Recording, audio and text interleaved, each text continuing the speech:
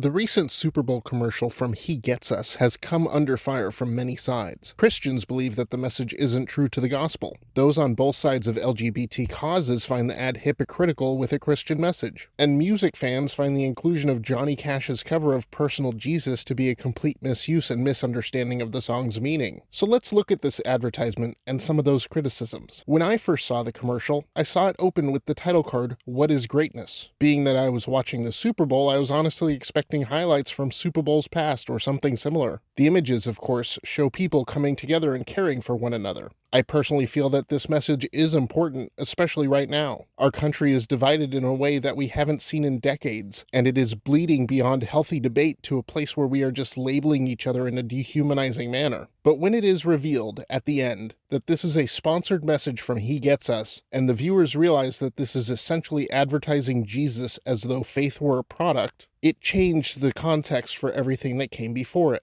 Did they take this song at surface level when they chose it? I don't think they know what this song is about.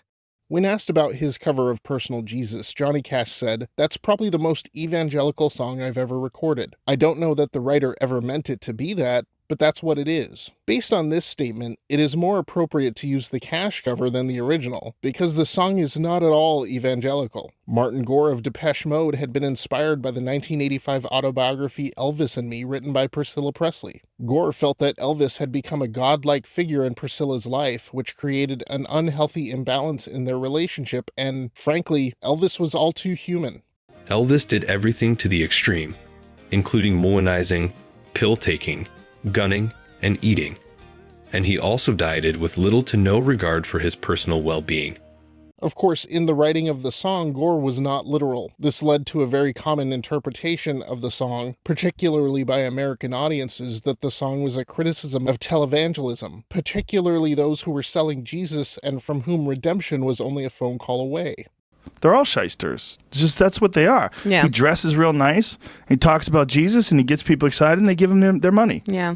The key lyric adapted from an AT&T campaign used in that era. That's AT&T. No, you can talk to God.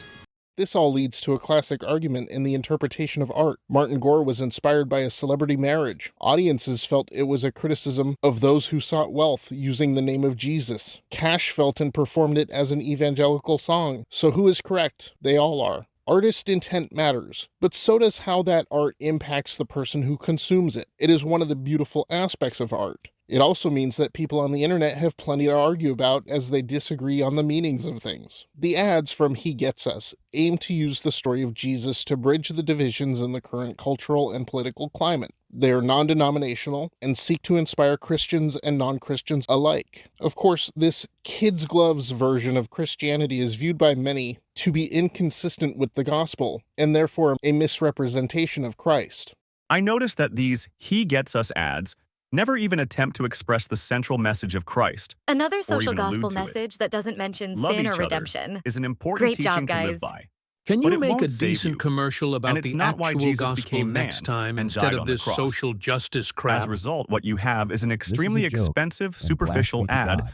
that If you accomplishes think sexual approximately immorality nothing is for fine, Christ, then for you don't Christians, truly know or for the Jesus. church in general. 1 Corinthians 6:9.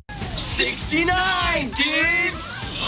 I have read suggestions that this campaign is not targeted towards those who already have a relationship with Jesus, but instead non-believers who are potentially open to hearing this message. Perhaps the reason some Christians feel critical of these ads is because it isn't made for them. Others have suggested that one of the intentions is aimed directly at Christians, who they believe have forgotten the message of Jesus to love the sinner even as you hate the sin. He Gets Us should have been prepared for this sort of backlash. While He Gets Us and their backers, a recently formed nonprofit called Come Near, state that they are not tied to any one particular church, Come Near is designated as a church, and states that they are a ministry sharing the message of Jesus. The organization has close ties to the Green family of Hobby Lobby and is led by CEO Ken Caldwell, formerly of Papa Murphy's. But because of their designation as a church, they do not have the same disclosure requirements of a typical nonprofit. For an organization that seeks to mend cultural divides, He Gets Us has found a way to be criticized from all sides.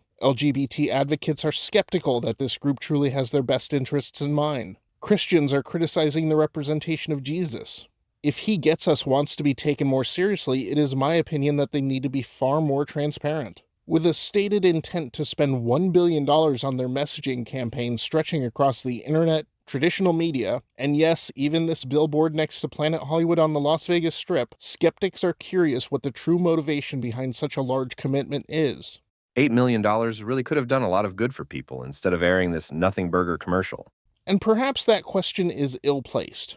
It is entirely possible that they seek to do exactly as they say. However, when an organization spends this much money and tends to keep quiet about who they are, it is natural for people to ask questions. Again, I love the message. We can disagree politically and religiously without resorting to hateful language and rhetoric. As Americans, we've been through periods of extreme division. Hell, we went through a civil war, but we've always found a way to come together, especially when it matters most. I'm not even asking you to love thy neighbor. Just be respectful and treat them like a whole person, not as whatever caricature you believe them to be. As for He Gets Us, well, we don't get them, and we won't unless they decide to be more forthcoming. So like and subscribe or whatever,